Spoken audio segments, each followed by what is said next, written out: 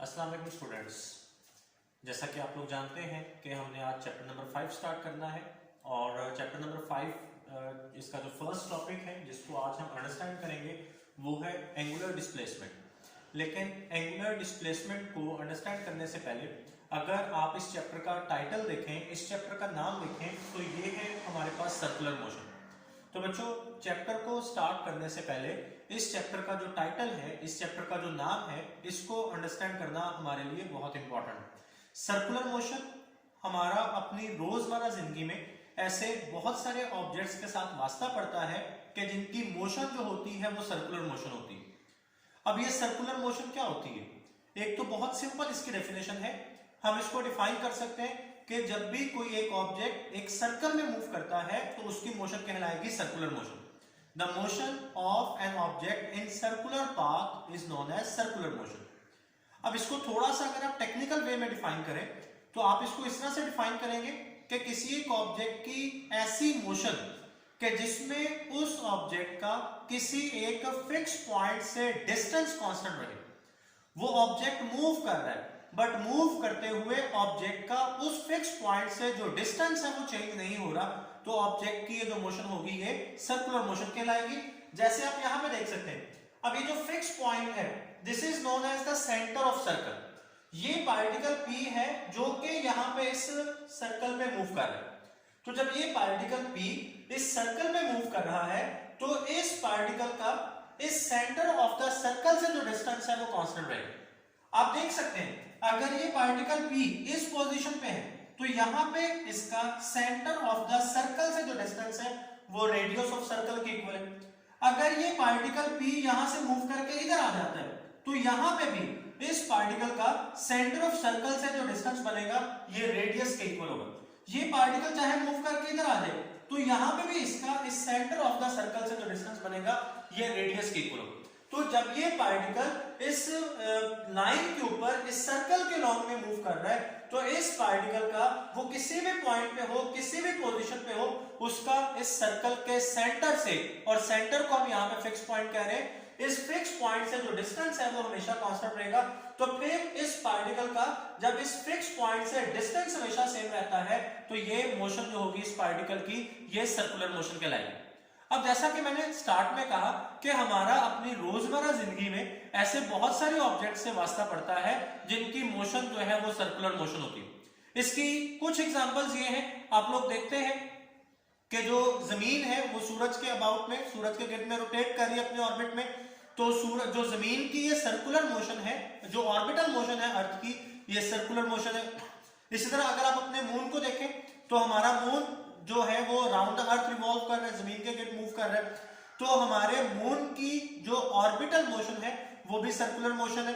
इसी तरह आप लोग जो सैटेलाइट्स भेजते हैं वो स्पेस में जाके राउंड द अर्थ रिवॉल्व करना शुरू कर देते हैं, तो उनकी वो जो ऑर्बिटल मोशन है वो भी सर्कुलर मोशन है। इसके अलावा आप देखते हैं कि जब आप गाड़ी पे कहीं जा रहे होते हैं और आप टर्न लेते हैं तो सिर्फ वो टर्न वाला जो पार्ट होता है, सिर्फ वो टर्न वाले पार्ट को अगर आप कंसीडर करें तो वो सर्कल का एक छोटा सा पार्ट बन जाएगा जिसे हम आर्क कहते हैं।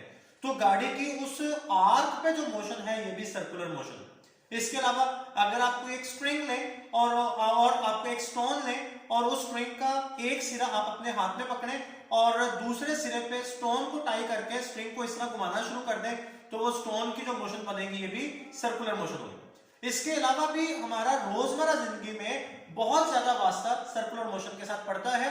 तो अब सर्कुलर मोशन से रिलेटेड जो टर्म्स होती हैं जो कि हमारे लिए अंडरस्टैंड करना जरूरी है, हम उन टर्म्स को अंडरस्टैंड करते हैं और उसमें जो पहली टर्म है हमारे पास ये है एंगुलर डिस्प्लेसमेंट। अब एंगुलर डिस्प्लेसमेंट को हम इस तरह से डिस्क्राइब कर सकते हैं कि जब भी कोई ऑब्जेक्ट किसी सर्कल के सर्कमफेरेंस पे मूव करते हुए सर्कल के सेंटर पे जो एंगल सबटेंड करेगा that is defined as its angular displacement. जैसे कि यहाँ पे देखिए ये डायग्राम बनाई गई है, इसमें ये पार्टिकल P आपको दिखाया गया। ये पार्टिकल P एक मैसलेस रिजिड रॉड के साथ अटैच किया गया है और ये मैसलेस रिजिड रॉड अगर आप देखें तो ये आपको ब्लू कलर की इंक में ड्रॉ करके दिखाया गया।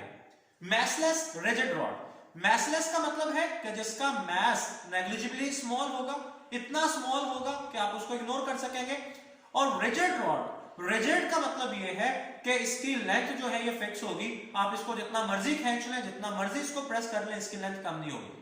तो ये जो पार्टिकल है, जो पार्टिकल P है, इसको एक रिजिड मैसलेस रॉड के साथ अटैच किया गया है और इस रॉड का दूसरा एंड जो है इसको पॉइंट O के ऊपर पिवट कर दिया गया, फिक्स कर दिया गया।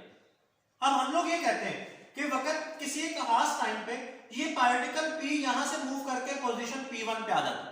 तो जैसे ही पार्टिकल P ये मूव करके P1 पे आएगा तो इसके साथ ही ये रॉड भी रोटेट करके ऊपर आ जाएगा।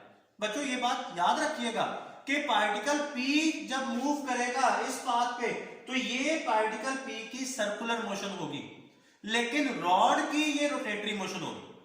अब सर्कुलर मोशन और रोटेटरी मोशन में क्या डिफरेंस है? सर्कुलर मोशन का मतलब होता है कि जो बॉडी है, जो ऑब्जेक्ट है, वो जिस पॉइंट के अबाउट में घूम रही है, जिस पॉइंट के अबाउट में वो रोटेट कर रही है, वो पॉइंट उस बॉडी का हिस्सा नहीं है, उस पॉइंट से, वो पॉइंट उस बॉडी से कहीं बाहर पड़ा हुआ है। जैसे यहां पे देखें, ये पार्टिकल P सर्कल में मूव कर रहा है और इस सर्कल का जो सेंटर है ये पॉइंट O है, तो मतलब पार्टिकल P इस पॉइंट O के अबाउट में रोटेट कर रहा है, तो पॉइंट O उस पार्टिकल P का हिस्सा नहीं है।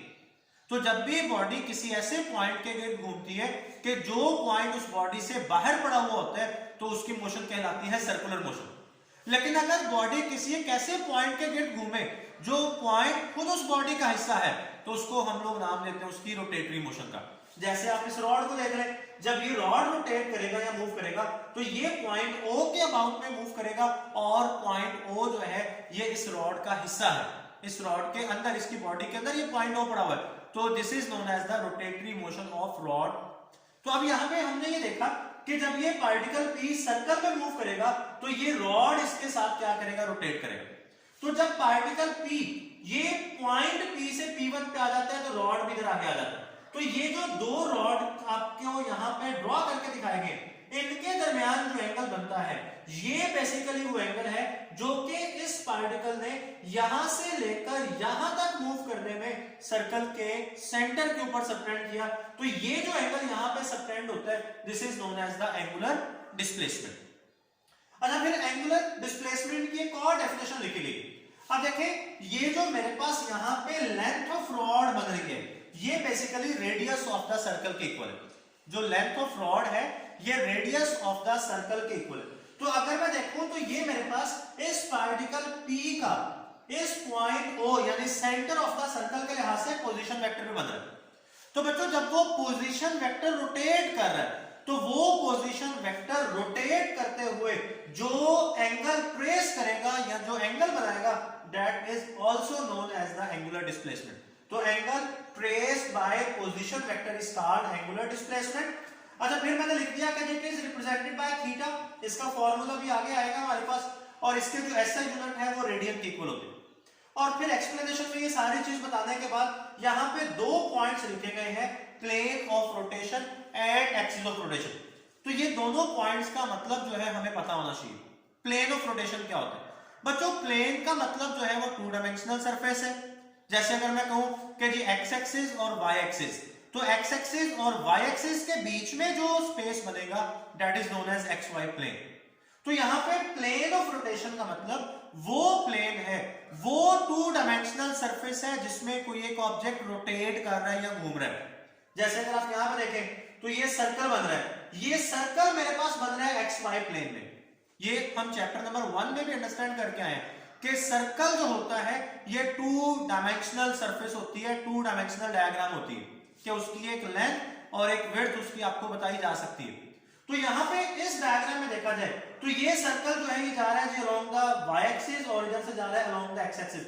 तो मैं कहूंगा कि ये जो पार्टिकल है ये एक्स वाई प्लेन में रोटेट कर रहा है। तो ये एक्स वाई प्लेन जो होगा ये इसका प्लेन ऑफ रोटेशन कहलाएगा। प्लेन ऑफ रोटेशन का मतलब वो प्लेन है जिसमें कोई बॉडी रोटेट करती है। अब उसके बाद एक्सिस ऑफ रोटेशन, दो चीजें हैं जो एक्सिस ऑफ रोटेशन के लिए इंतहाई जरूरी है। ये एक ऐसी लाइन है या एक ऐसा पॉइंट है जिसके अबाउट में बॉडी ने रोटेट करना है। अब वो जो लाइन जिसके अबाउट में बॉडी रोटेट करती है उसको हम कहते हैं जी एक्सिस ऑफ रोटेशन। लेकिन एक्सिस ऑफ रोटेशन की दो कंडीशन है। पहली कंडीशन ये है कि axis of rotation must be perpendicular to the plane of rotation, कि जो एक्सिस ऑफ रोटेशन है वो प्लेन ऑफ रोटेशन पे परपेंडिकुलर होना चाहिए। तो फिर यहां पे देखें, अगर यहां पे जो प्लेन ऑफ रोटेशन है वो एक्स वाई प्लेन बन रहा है, तो फिर सिर्फ z एक्सिस मेरे पास बनते हैं जो एक्स वाई प्लेन के ऊपर परपेंडिकुलर होंगे। अच्छा, दूसरी कंडीशन ये है, पहली कंडीशन उसने बताई कि axis of rotation should perpendicular to the plane of rotation, और दूसरी कंडीशन उसने बताई कि it must pass through the pivot point. तो फिर आपने यहां पे कैसी लाइन ड्रॉ करनी है जो एक्स वाई प्लेन के ऊपर परपेंडिकुलर हो और जो पॉइंट ओ में से पास कर रही हो, तो वो लाइन हमारे पास z एक्सिस बनते हैं, क्योंकि यहां से z एक्सिस बाहर की तरफ आ रहे होंगे, तो ये जो z एक्सिस बनेंगे ये हमारे पास क्या कहलाएंगे जी, इस पार्टिकल के एक्सिस ऑफ रोटेशन कहलाएंगे। और ये क्यों एक्सिस ऑफ रोटेशन कहलाएंगे, क्योंकि ये z axis X Y plane यानी प्लेन ऑफ रोटेशन पे परपेंडिकुलर है, और मजीद ये यहाँ पे जो पिवट पॉइंट है उसमें से पास करना है। अब इसके बाद जब हम ये प्लेन ऑफ रोटेशन और एक्सिस ऑफ रोटेशन को भी अंडरस्टैंड कर लेते हैं, तो ये दो इंतहाई इंपॉर्टेंट पॉइंट्स आपके सामने लिखे हुए हैं कि थीटा मतलब angular displacement is positive when the object is rotating anti clockwise. ये बात आप छोटी क्लासेस में भी पढ़ के आ रहे होते हैं कि जब आप एंगल को मेजर करते हैं और अगर आप एंगल को एंटी क्लॉकवाइज डायरेक्शन में मेजर करें तो फिर एंगल पॉजिटिव लिया जाता है। तो एंगुलर डिस्प्लेसमेंट सिंपल एक एंगल है, ये सिंपल एक एंगल है एंगुलर डिस्प्लेसमेंट। तो हम कहेंगे कि जब बॉडी एंटी क्लॉकवाइज डायरेक्शन में रोटेट करे या आप एंगल को एंटी क्लॉकवाइज डायरेक्शन में मेजर करेंगे तो एंगुलर डिस्प्लेसमेंट पॉजिटिव लिया जाएगा, लेकिन अगर आप एंगुलर डिस्प्लेसमेंट को क्लॉकवाइज डायरेक्शन में मेजर करते हैं तो फिर एंगुलर डिस्प्लेसमेंट नेगेटिव हो जाएगा। अच्छा, अब इसके बाद ये वाला पॉइंट बहुत इंपॉर्टेंट है कि for small values of theta, अगर एंगुलर डिस्प्लेसमेंट की वैल्यू आप स्मॉल रखते हैं usually less than 10 degree, 10 degree से कम के ऊपर हम मानते हैं कि angular displacement is a vector quantity, और जब ये वेक्टर क्वांटिटी है तो फिर इसकी डायरेक्शन बताई जा सकती है। और ये बात याद रखिएगा कि इसकी जो डायरेक्शन होगी along the axis of rotation होगी। तो अगर हम किसी तरीके से एक्सिस ऑफ रोटेशन की डायरेक्शन फाइंड कर लें तो हम लोग एंगुलर डिस्प्लेसमेंट की डायरेक्शन भी फाइंड कर सकते हैं, या हम एंगुलर डिस्प्लेसमेंट की डायरेक्शन बता सकते हैं। मैं फिर से मेंशन कर रहा हूं कि नॉर्मली लेस देन 10 डिग्री तक हम एंगुलर डिस्प्लेसमेंट को वेक्टर मानते हैं, और लेकिन जैसे ही एंगुलर डिस्प्लेसमेंट की वैल्यू 10 डिग्री से बढ़ जाती है, for the values greater than the 10 degree angular displacement is not a vector quantity. अब इसके रीजन क्या है, जब एंगुलर डिस्प्लेसमेंट की वैल्यू बढ़ती है तो फिर ये वेक्टर क्यों नहीं रहता। बच्चों, हमने जब चैप्टर नंबर 2 पढ़ा था तो उसमें हमने पढ़ा था कि जो वेक्टर एडिशन है दैट इज कॉम्यूटेटिव। कॉम्यूटेटिव का मतलब ये था कि आप वेक्टर्स को जिस मर्जी तरतीब से ऐड कर लें, आप वेक्टर्स को जिस मर्जी तरतीब से ऐड कर लें, रिजल्ट जो है वो सेम आएगा। इसको हम लोग लॉ ऑफ वेक्टर एडिशन का नाम भी देते हैं। a plus B should equal to B plus A, ये कहलाता है वेक्टर एडिशन इज कॉम्यूटेटिव और लॉ ऑफ वेक्टर एडिशन। ये बच्चों जो हमारे पास एंगुलर डिस्प्लेसमेंट है, जब आप इसकी वैल्यू को बढ़ा देते हैं तो फिर ये लॉ ऑफ वेक्टर एडिशन को ओबे नहीं करेगा। मतलब अगर आपके पास दो लार्ज वैल्यूज के थीटास हैं, दो लार्ज वैल्यूज के एंगुलर डिस्प्लेसमेंट है, तो अगर आप उनकी तरतीब को चेंज करके उनको सम करेंगे तो आंसर आपके पास डिफरेंट आएगा। जैसे थीटा 1 प्लस थीटा 2, ये वैसे तो इक्वल होना चाहिए ना थीटा 2 प्लस थीटा 1 के, लेकिन लार्ज वैल्यूज के लिए ये theta 1 plus theta 2 is not equal to theta 2 plus theta 1। तो जब ये थीटा अपनी लार्ज वैल्यूज पे जाता है तो ये इसके लिए फिर वेक्टर एडिशन कॉम्यूटेटिव नहीं रहती, तो हम इसको वेक्टर नहीं मानते। हम कहते हैं जी स्मॉल वैल्यूज पे चूंकि ये इस लॉ को ओबे करता है तो ये वेक्टर है, लेकिन लार्ज वैल्यूज पे चूंकि ये इस लॉ को ओबे नहीं कर रहा तो ये वेक्टर नहीं है। अच्छा, अब ये अगर वेक्टर है मतलब स्मॉल वैल्यूज की बात कर रहे हैं, तो फिर आपने इसकी डायरेक्शन कैसे बता दी। जैसा कि मैंने आपसे पहले कहा कि एंगुलर डिस्प्लेसमेंट की डायरेक्शन वही होगी जो कि एक्सिस ऑफ रोटेशन की होगी, तो हमें एक्सिस ऑफ रोटेशन की डायरेक्शन फाइंड करनी है, तो उसके लिए हम लोग यूज करते हैं राइट हैंड रूल। अब बच्चों ये राइट हैंड रूल हमें क्या कहता है, राइट हैंड रूल हमें कहता है कि आपने एक्सिस ऑफ रोटेशन को अपने राइट हैंड में इस तरह से होल्ड करना है कि आपकी ये फिंगर्स ये डायरेक्शन ऑफ रोटेशन में कर्ल करें। जैसे फर्ज करें यहां से आप देखिए, आप ये कह रहे हैं particle P anti clockwise direction में रोटेट कर रहा है। और एक्सिस ऑफ रोटेशन वाली लाइन, मुझे जो इसकी डेफिनेशन है वहां से पता चला कि प्लेन के ऊपर परपेंडिकुलर, तो ये लाइन इस तरह से परपेंडिकुलर आ गई, लेकिन अभी मुझे ये नहीं पता कि ये लाइन यहां से बाहर की तरफ आ रही है या इनवर्ड जा रही है। तो यही बेसिकली मेरे पास एक्सिस ऑफ रोटेशन की डायरेक्शन होगी। तो ये मेरे पास परपेंडिकुलर लाइन आ गई। अब ये पार्टिकल P चूंकि एंटी क्लॉकवाइज डायरेक्शन में रोटेट कर रहा है, तो मुझे अपनी फिंगर्स को एंटी क्लॉकवाइज डायरेक्शन में घुमाना है। तो ये जो इरेक्ट थंब होगा ये मुझे एक्सिस ऑफ रोटेशन की डायरेक्शन बताएगा। अब यहां पे जब मैं एक्सिस ऑफ रोटेशन की डायरेक्शन देखता हूं तो ये आउटवर्ड बनेगी। तो जो डायरेक्शन एक्सिस ऑफ रोटेशन की होगी वही डायरेक्शन मेरे पास एंगुलर डिस्प्लेसमेंट की आएगी।